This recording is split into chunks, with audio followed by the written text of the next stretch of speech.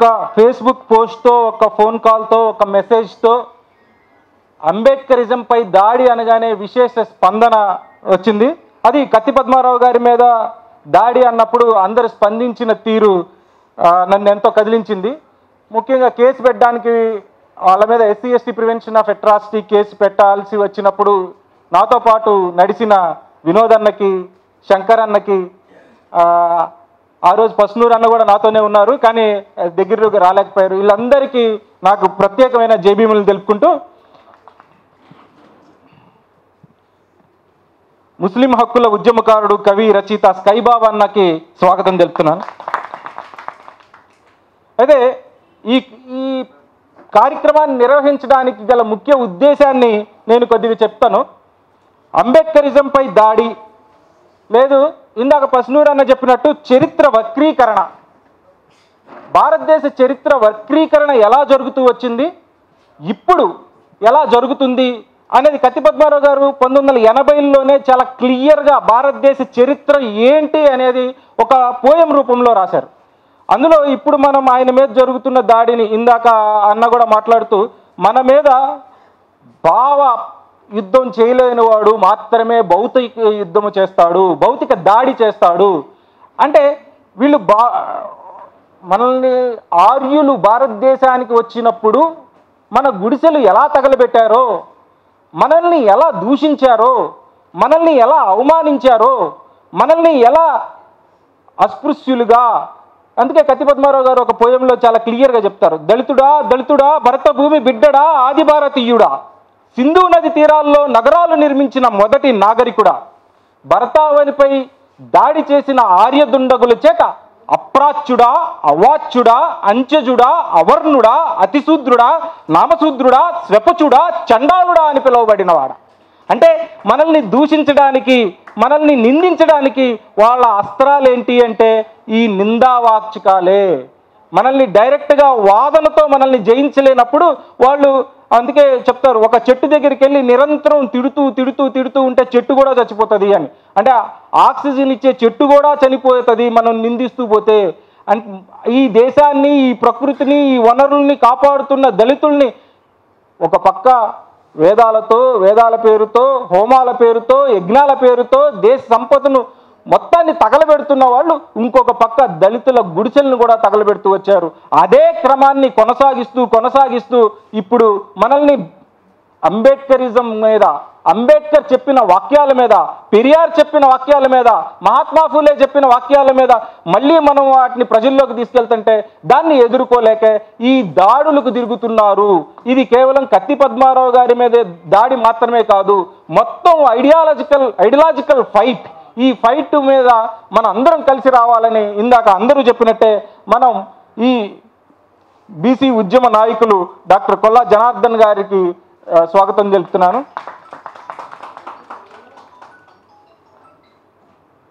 అంటే కత్తి పద్మారావు గారు చార్వాక దర్శనం అనే పుస్తకంలో మొదట ఈ దేశానికి ఫిలాసాఫికల్, ఐడియాలజికల్ అంటే మొత్తం ఏన్షియంట్ ఫిలాసఫీలో ఏన్షియంట్ ఏదైనా ఉంది అంటే అది చార్వాక ఫిలాసఫీ, చార్వాక దర్శనం అని మనం చెప్పుకుంటాం. ఈ సనాతన ధర్మం చాలా సనాతనమైంది అని చెప్తారు. ఈ సనాతన ధర్మం ఏంటి అంటే అంబేద్కర్ ఒక్క వాక్యంలో చెప్పాడు, భారతదేశంలో సనాతనమైనది ఏదీ లేదు, మీ సనాతనం అనుకుంటున్నది మారుతూ వచ్చింది. అంటే మారుతూ వచ్చినప్పుడు అది సనాతనం అవుతుందా? సనాతనం అనేది అవ్వదు, అని మీకు వర్తించదు. మరి మీరు సనాతనమైందని ఎలా చెప్పుకుంటున్నారు? ఒకవేళ నిజంగా మీది సనాతనమైనదే అయితే కాంట్ ఫిలాసఫీ ప్రకారం సనాతనమైంది ఏది పనికిరాదు, అది రాయితో సమానం, మార్పు చెందనిది, ప్రవహించనిది, మారనిది, పనికి రాని వస్తువు. సనాతనమైంది పనికి రాదు. మీరు సనాతనమైందంటారా కాదంటారా మీరే తెలుసుకోండి. ఒకవేళ సనాతనమైందంటే అంబేద్కర్ చెప్పినట్టు ఈ దేశంలో సనాతనమైంది ఏదీ లేదు, అది మారుతూ వచ్చినదే. బుద్ధుడి తర్వాత మీరు వెజిటేరియన్లుగా మారారు, బుద్ధుడి తర్వాతే మీరు అష్టాంగ మార్గాన్ని కొద్దిగా మార్చుకొని చేశారు, జైనులు రామాయణం రాసిన తర్వాతే మీరు మళ్ళీ తిరిగి రామాయణం రాసుకున్నారు. ఇలా మా అంబేద్కర్ చెప్పినట్టు మా రెవల్యూషన్ మా రెవల్యూషన్కి కౌంటర్గా చేసిన ఉద్యమాలే మీ తప్ప మీకు రెవల్యూషనే లేదు.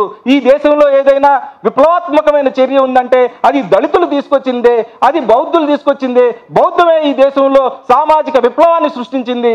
దానికి ప్రతిఘటనగా మీరు అన్ని చర్యలు చేసుకుంటూ పోయారు. ఇందాక మాస్టర్ జీ గారు చెప్పారు పుష్యమిత్ర శుంగుడు. పుష్యమిత్ర శుంగుడు ఎవడు?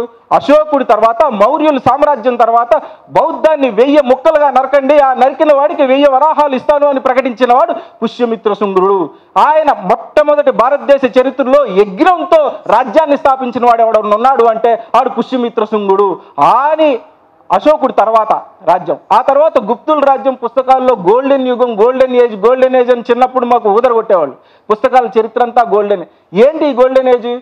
ఈ గోల్డెన్ ఏజ్ ఏంటంటే వాళ్ళ మనువాదంలో మొత్తం ఈ హిందూ ఫిలాసఫీ అంతా సృష్టించబడిన యుగాన్నే వాళ్ళు గోల్డెన్ ఏజ్ అంటూ వచ్చారు. ఈ గోల్డెన్ ఏజ్లో ఏముంది? వేదాలు అప్పుడే రాసుకున్నారు. అంటే ఋగ్వేదాన్ని వదిలిపెడదాం. ఋగ్వేదం సంగతి ఇంకా మనం డెప్త్గా మాట్లాడుకోవాల్సి వస్తే రాహుల్ సాంకృత్యాయన్ ఒక మాట అంటారు, భారతదేశానికి ఆర్యులు వలస వచ్చారు. ఇప్పుడు ఆర్యులు వలస వచ్చారు అనే సిద్ధాంతం తప్పు అని వీళ్ళందరూ అంటున్నారు. ఆర్యులు వలస వచ్చారు అనే దాన్ని మీరు నమ్మకపోతే రాహుల్ సాంకృత్యాయన్ చెప్పినట్లు వీళ్ళే అక్కడికి వెళ్ళుండాలి. ఆర్యులు భారతదేశానికి వచ్చారా, లేదు భారతదేశాన్ని నుంచి వలస వెళ్ళారా? భారతదేశాన్ని నుంచి వలస వెళ్ళిన ఆధారాలు ఏమీ కనిపించడం లేదు కాబట్టి ఆర్యులే భారతదేశానికి ఇతర దేశం నుంచి వచ్చారు. ఈజే ర్యాప్సన్ భారతదేశ చరిత్రను మొట్టమొదటిసారి క్లుప్త వివరంగా రాసిన ఈజే ర్యాప్సన్ చెప్పింది ఏంటంటే అసలు ఋగ్వేదం భారతదేశం గ్రంథం కాదు. ఆయన చాలా స్పష్టంగా చెప్పారు, ఋగ్వేదం భారతీయ గ్రంథం కాదు. మీ వేదాల్లో సరే ఋగ్వేదాన్ని వదిలిపెడితే మిగతా వేదాలన్నీ ఏ కాలంలో రాయబడినాయి, ఏ కాలానికి చెందినవి, ఇవన్నీ డిబేటబుల్ అంశాలు. ఇవన్నీ డిబేట్ చేయలేని వాడు ఏం చేస్తాడు? మన మీద భౌతిక దాడి చేస్తాడు, మనల్ని నీచంగా నిందిస్తూ ఉంటాడు, మనల్ని అవమానంగా మాట్లాడుతూ ఉంటాడు. కేసులు పెట్టండి, మహాత్మా ఫూలే మీద పెట్టండి, మీ అవతారాలన్నీ మమ్మల్ని నిర్జించడానికే వచ్చినాయి, లేదా ఎన్ని దొంగయే అని మహాత్మా ఫూలే ప్రకటించారు. ఆయన మీద కేసు పెట్టండి. ఎన్ని పోలీస్ స్టేషన్లో పెడతారో కేసులు పెట్టండి. పెరియార్ మీద పెట్టండి, అంబేద్కర్ మీద పెట్టండి. ఇవన్నీ సాధ్యమేనా? వాళ్ళు చెప్పిన అంశాలనే ఈరోజు రవీంద్రన్న మోసుకెళ్తున్నారు, ఈరోజు కత్తి పద్మారావు గారు మోసుకెళ్తున్నారు. వాళ్ళు చెప్పిన అంశాలనే కదా మనం ప్రజల్లోకి తీసుకెళ్తుంది. రాముడు కృష్ణుడు లీలలు అనే ఒక పుస్తకాన్ని వివరిస్తూ డాక్టర్ కత్తి పద్మారావు గారు 2 సంవత్సరాల క్రితం బ్లాక్ స్క్రీన్లో చేసిన 1 గంట ప్రసంగం మీద వీళ్ళు రాద్ధాంతం చేస్తున్నారు. రాముడు వాళ్ళు మొన్న ఒక ఊరేగింపు కూడా చేశారు హైదరాబాద్. దానిలో వాళ్ళు ఎక్కడ దాకా వెళ్ళారు అంటే అసలు రాముడు కృష్ణుడు లీలలో పుస్తకం అంబేద్కర్ అయినా రాసింది, ఆయన పేరు మీద ఇంకెవరన్నా రాశారా? అరే పిచ్చోళ్ళారా, రాముడు కృష్ణుడు పుస్తకాన్ని అంబేద్కర్ రాశాడనే మీ ప్రభుత్వాలే ముద్రించినాయి. మీ ప్రభుత్వాలే ఇప్పటికీ రాముడు కృష్ణుడు లీలలు అనే పుస్తకాన్ని మాకు చదివేలా చేసింది మీ ప్రభుత్వాలే. మహారాష్ట్ర ప్రభుత్వం, సెంట్రల్ గవర్నమెంట్ ఆఫ్ ఇండియా ప్రచురించబట్టే అంబేద్కర్ ఐడియాలజీ మాకు ప్రవహించింది. మేము కొత్తగా దాన్ని డెవలప్ చేసుకున్నది కాదు. మీ ప్రభుత్వాలే ముద్రించి అంబేద్కర్ ఫిలాసఫీని, అది కొద్దిగా 30-40 ఏళ్ల తర్వాత ముద్రించినా మీ ప్రభుత్వాలే చేసినాయి. అంటే ఇక్కడ మనం అర్థం చేసుకోవాల్సిన విషయం ఏంటంటే ఎంత మూర్ఖులు, ఎంత అవగాహన రాహిత్యంతో వీళ్ళు వీళ్ళకి కౌంటర్ ఇవ్వడం కూడా దండగా. ఒక విషయం చెప్పాలంటే వీళ్ళకి కౌంటర్ ఇవ్వడం కూడా దండగా. అందుకే మనం కత్తి పద్మారావు గారి మీద దాడి అని బ్యానర్ పెట్టకుండా అంబేద్కరిజం మీద ఓవరాల్గా ఇందాక అన్న చెప్పినట్టు ఇది ఒకళ్ళ మీద దాడి కాదు. కొంతమందిని చంపేశారు, కొంతమందిని ఇంకా చంపుతున్నారు, కొంతమంది జర్నలిస్టులనే వాళ్ళకి వ్యతిరేకంగా మాట్లాడితే ఈ దేశ బహిష్కరణలు చేస్తున్నారు. ఇదంతా ఒక ప్రణాళిక ప్రకారం వాళ్ళ శత్రువులు ఎవరో వాళ్ళకి తెలుసు. ఇందాక అన్న చెప్పినట్టు భారతదేశంలో ఆర్ఎస్ఎస్కి వాళ్ళ శత్రువులు ఎవరో వాళ్ళకి స్పష్టంగా తెలుసు. అంబేద్కరిస్టులను మాత్రమే వాళ్ళు టార్గెట్ చేస్తున్నారు. అంబేద్కరిజం అంటే ఎందుకు అంత భయం వాళ్ళకి? అంబేద్కరిజం ఒక్కటే వాళ్ళకి ఇప్పటి నుంచి కాదు, గత మనం చూస్తూ వచ్చినప్పుడు మొత్తం భారతదేశ చరిత్రలో ఆర్యులకి వ్యతిరేకంగా, లేదు మనువాదానికి వ్యతిరేకంగా నిలబడిన శక్తులు ఏవైతే ఉన్నాయో అవి దళిత శక్తులే. అవి కత్తి పద్మారావు గారు చార్వాక దర్శనంలో ఒకటి రాస్తారు, ఆత్మచత్వారి భూతాని భూమి వారి అనిలా నిలాహ చతుర్భ్య ఖలు భూతేభ్య చైతన్యం ఉపజాయితే. అరే ఈ దేశంలో ఉన్న భూమి, నీరు, అగ్ని, వాయు, దెయ్యాలు, భూతాలు కాదు, ఈ ప్రకృతి వనరులు. ఆ వనరులతోనే మీ బాడీ తయారైంది. మీ బాడీ కాదు, ప్రతి ప్రకృతే మీ బాడీ, మీ బాడీయే ప్రకృతి. అవి దెయ్యాలు, భూతాలు కాదురా నాయన, అది ప్రకృతి అని చెప్పి కత్తి పద్మారావు గారు. ఆ ప్రకృతిని వాడిన వాడేవాడని ఉన్నాడు అంటే అది దళితులే. ఆ ప్రకృతిని, ఆ శక్తుల్ని వాడి కొత్త సంస్కృతిని, కొత్త చైతన్యాన్ని, కొత్త పనిముట్టుని తయారు చేసి ఆ పనిముట్టుతోనే వ్యవసాయం చేసిన వాడు ఎవడన్నా ఉన్నాడు అంటే అది దళితులే అని కత్తి పద్మారావు గారు చాలా స్పష్టంగా ప్రతి ఉపన్యాసంలో చెప్తూ వచ్చారు. ఈ దేశం మాది అనే పుస్తకంలో ఆయన చాలా వివరాలు చెప్తారు. ఈ దేశం మాదే ఎందుకు అంటారా, ఈ దేశంలో ఎవరినైనా ఆయన ప్రతి ఉపన్యాసంలో చెప్తారు. ఒక 100 మంది బ్రాహ్మణుల్ని పిలుద్దాం, తాటి చెట్లు లెక్కమని చెప్పండి. తాటి చెట్లు లెక్కండి. లేదు మా నదిలో చేపలు పట్టుకురండి ఒక రోజంతా వెళ్ళి. సాధ్యమేనా వాళ్ళకి? సాధ్యమేనా? చేపలు పట్టలేరు, తాటి చెట్టు ఎక్కి కలుదీయలేరు, నాగలు దున్నలేరు, చెప్పు గుట్టలేరు. ఇవన్నీ చేయలేని వాడు దేశానికి నాది అంటే ఎట్లా? ఇవన్నీ చేయగలిగిన వాళ్ళే కదా దేశం నాది అనాలి. ఈ దేశం మాది ఎందుకంటే ఇవన్నీ మేము చేయగలం. ఈ దేశంలో ప్రకృతి ఎలా అర్థం చేసుకోవాలో అర్థం చేసుకున్న వాళ్ళం మేము. దాన్ని ఆచరణలోకి తీసుకొచ్చిన వాళ్ళం మేము. దాన్ని ప్రకృతి వనరుగా సర్రార్దర్ కాటన్ వచ్చిన దాకా ఆనకట్ట కట్టినోడు లేడు. ఆనకట్ట కడితే దాన్ని, నదిని ఆనకట్ట కడితే అది ప్రవహించి పొలాలు తడుస్తాయి, పంట పండుతుంది అన్న జ్ఞానం లేకుండా నది కన్య అంట, సముద్రం వరుడంట, ఇది వెళ్ళి దానిలో కలుస్తుందట. ఎంత దారుణమైతే పరిస్థితుల నుంచి ఒక ప్రకృతిని మానవ వనరుగా మార్చిన వాడు దళితుడు. అందుకే ఇందాక అన్న చదివినట్టు ఈ వేదాలన్నీ నిన్ను నిర్జించడానికి సృష్టించిన వేదాలే, నిన్ను నిర్జించడానికి ఘోషించిన రుక్కులే వేదాలోయి అని కత్తి పద్మారావు గారు అంటారు.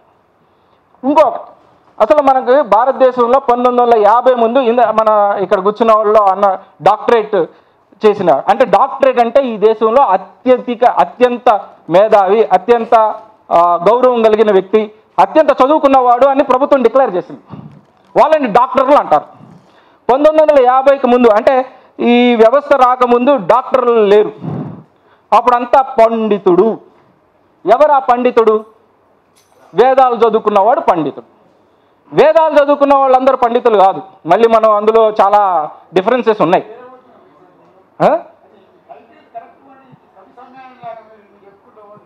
కవి సమ్మేళనం కాదు, కవి సమ్మేళనం కాదు. అవును, పండితుడు అన్నవాడు ఆ కత్తి పద్మారావు గారు అంటే ఏంటో తెలియాలి కదా. కత్తి పద్మారావు గారు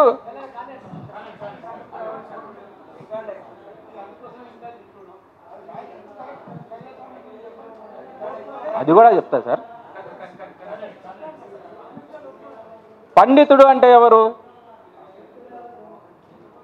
వేద పండితుడు అంటే కేవలం ఋగ్వేదం చదువుకున్న వాడిని మాత్రమే వేద పండితుడు అన్నారు. 2 వేదాలు చదువుకున్న వాడిని ద్వివేద పండితుడు అన్నారు. 4 వేదాలు చదువుకున్న వాడిని మాత్రమే చతుర్వేది అన్నారు. అంటే పండితుడంతా అన్ని వేదాలు చదివాడని అర్థం కూడా కాదు.